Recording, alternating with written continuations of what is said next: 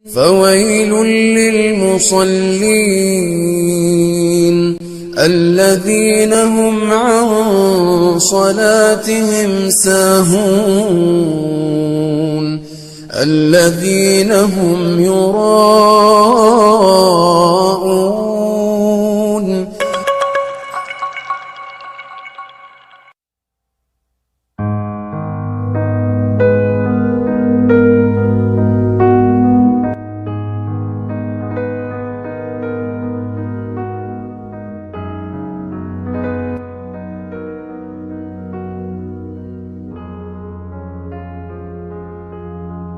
Di mana ibadat ini paling kurang kita harus tahu ibadat tingkat awam dan tingkat khawas. Kalau kita tidak dapat melakukan ibadat tingkat khawas, kita lakukan cukup saja ibadat tingkat awam. Ibadat tingkat khawas kita bisa bermukasyafah dan bermusyahadah. Maknanya bermukasyafah, bermusyahadah ini, yaitu kita dapat sampai ke tingkat makam panah dan baka. Artinya cahaya asma dan sifat dan cahaya zat, tajalli zat, sehingga kita lupa lainnya, termasuk diri kita, lupa alam semesta, karena telah ditutup oleh cahaya asma dan sifat. Sudah tahap tajalli zat, mana selain daripada Allah Subhanahu wa Ta'ala dalam syuhud pandangan kita.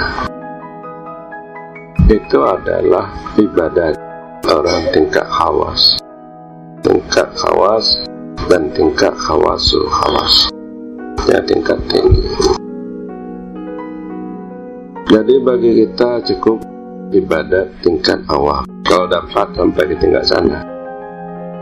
Kalau tidak, cukup tingkat awam saja. Ibadat tingkat awam kita dapat melakukan ibadat dengan khusyuk, hadir hati kita kepada Allah Subhanahu wa Ta'ala. Jadi cukup dengan khusyuk aja. Bila mana kita tidak sampai ke tingkat khusyuk, tahudhur hati pada Allah, maka ibadat kita itu sia-sia, kurang bermakna, artinya ibadat usaha kita kurang hasil.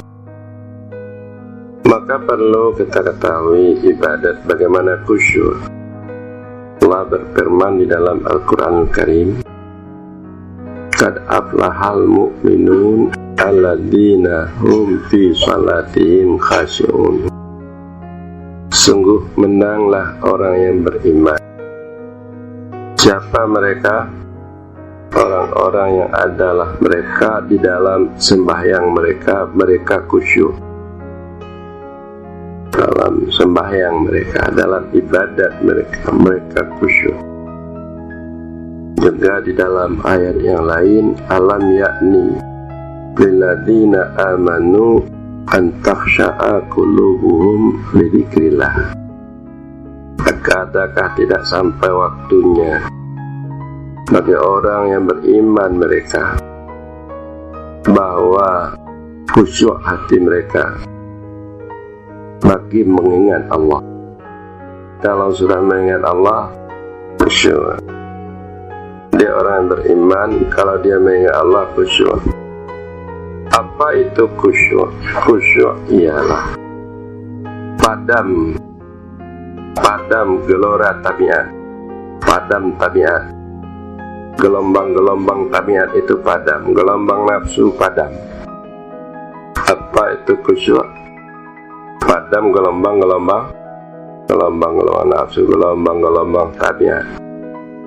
Dari tabiat ini, atau tabiat sifat-sifat, ya, sifat-sifat tubuh, sifat-sifat syahwat, macam-macam itu bisa hilang. Sama dengan yaitu patuh yang dicampuri takut atau sayang. Apa itu khusyuk? Patuh dicampuri takut atau sayang. Jadi patuh itu ada dua macam, ada patuh karena takut, ada patuh karena sayang. Jadi dengan demikian maka diam intisya. Intisya itu apa namanya, gelora tabiat itu hilang. Ibarat kita umpamanya di hadapan apa? Di hadapan orang yang kita cintai, yang mempunyai kedudukan yang tinggi, atau kepada orang yang kita takuti, di mana dia sanggup sewaktu-waktu untuk menyiksa kita. Kita di hadapan imau baai bebu, ada nandak macam-macam lain, nandak makan je kita dapat imau, nandak basando je lain. Itu maksudnya khusyuk. Jadi begitulah kita, kalau kita beribadah, ibu-ibu, atau kita teringat Allah, ya kan? Kalau kita di hadapan teringat Allah, ya kan? Di hadapan orang yang kita cintai, yang punya kedudukan yang tinggi, atau orang yang kita takuti, sanggup untuk menyiksa kita, pada waktu itu kita tidak teringat lain, tidak teringatlah, tidak, itulah maknanya padam gelombang-gelombang hanya nafsu itu, tidak teringat. Itu dikatakan khusyuk. Maka untuk mendapatkan khusyuk ini ada beberapa yang harus kita tahu tingkatan. Pertama adalah kita merasa hina, dengan pengertian bahwa ta'abud itu hina karena perintah Allah Subhanahu wa ta'ala. Hina dengan perintah atau karena perintah. Kita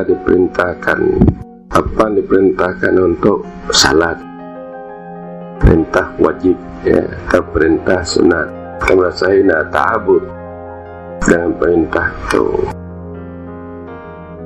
Dan juga kita merasa lemah dengan hukum. Artinya kita tidak bisa untuk menentang hukum, dan merasa rendah karena kita di hadapannya Allah. Sesuai dengan hadis, anta budallah ka'annaka tarah wa ilam takun tarah fa'innahu yarah.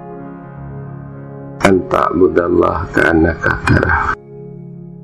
Engkau beribadat akan Allah seolah-olah engkau melihat Allah. Itu tingkat mukasyafah, musyahadah, itu tingkat orang kawas, kawasul kawas. Ihsan yang pertama itu, wa ilam takun tarah fa'innahu yarah. Ketika engkau melihat akan Allah, sungguhnya Allah itu melihat engkau. Itu tingkat awam. Tingkat yang kedua itu tingkat awam, berarti hadir Allah, dilihatnya kita, maka kita merasa rendah, merasa hina, karena kita berada di hadapan Allah, dilihat oleh Allah Subhanahu wa ta'ala. Jadi waktu nandak tagak mayang tu buat tengok je tu, diingat sepintas supaya khusyuk. Dan kedua bahwa kita harus, yaitu memeriksa, perhatikan apa yang kita periksa, yang kita perhatikan, yaitu penyakit-penyakit amal dan penyakit-penyakit nafsu. Jadi nampaknya bahwa amal ini ada mempunyai penyakit tidak? Jadi amalan-amalan kita itu ada punya penyakit. Nah, nafsu ada juga mempunyai penyakit. Apa itu penyakit-penyakit amal? Penyakit amal yaitu kurang yang mendorong untuk kita beramal. Kita harus melihat dawai-dawainya, pendorong, penyebab-penyebab kita beramal. Jadi kalau kurang kuat penyebab beramal, maka amal itu tidak bagus. Tapi kalau kuat penyebab kita beramal, maka amal itu bagus. Dawai istilah. Dawai apa? Penyebab amal. Artinya yang mendorong kita beramal. Mengapa Anda sembahyang? Apa penyebab? Yang mendorong Anda salat? Untuk mendapat redanya, untuk mendapat kecintaannya, untuk mendapat makrifatnya. Hati kita selalu mendapat sinar cahaya keberadaannya di dalam batin kita, kayak itu. Yang lain tidak ada menurut kalian. Pendorong. Jadi amal itu kita lihat penyebab. Apa yang menyebab amal? Dan yang kedua juga kita harus periksa, yaitu syarat-syarat beramal. Kita juga tahu cara-cara beramal. Kalau umpamanya kita dalam keadaan salat, itu udah tahu syarat-syarat salat. Jadi syarat-syarat daripada beramal ini juga kita harus tahu. Dan juga kita harus periksa, yaitu jangan ada tafarruq wijah, tafarruq niat, cerai-berai niat kita, atau cerai-berai arah tujuan kita. Jangan ada dalam hati kita mendua untuk mencapai tujuan apa yang kita tuju. Jadi itu jangan ada tafarruq niat, tafarruq wijah, satu aja arah. Dan jangan juga ini adalah penyakit-penyakit daripada pengamalan. Apa penyakit pengamalan tadi? Yang pertama penyebab. Kita tahu penyebab. Kalau penyebabnya kurang, maka amalan itu kurang. Syarat. Dan ketiga, jangan ada tafarruq, artinya mendua niat ya. Dan yang keempat, bahwa amal kita ini jangan dimasuki oleh riya dan ujub. Oleh ujub dari riya. Tadi kalau pengamalan kita kita dimasuki oleh ujub dari riya. Makna ujub ini merasa bangga nafsu kita dengan amalan kita. Itu ujub namanya. Merasa bangga nafsu kita dengan amalan kita, ujub.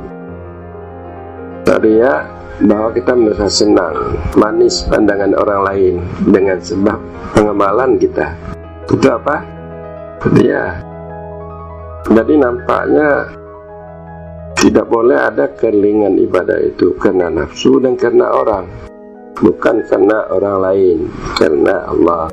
Jadi tidak boleh ada amal kita itu dicampuri oleh, karena kalau sudah masuk riya dan ujub berpenyakit amalan, berpenyakit. Dan juga kita periksa penyakit nafsu. Penyakit nafsu, apakah kita ini ada dengki, ada apakah kita sombong. Sombong ini artinya menganggap rendah orang lain, cinta kepada kedudukan. Karena penyakit nafsu itu bisa juga membawa kepada penyakit amal. Kalau nafsu kita berpenyakit, maka terlihat penyakit nafsu itu zahir pada pengamalan kita. Dan juga kita harus dapat melihat kelebihan-kelebihan orang, melupakan kelebihan-kelebihan kita, dan menyempurnakan hak-hak orang, meninggalkan hak-hak kita.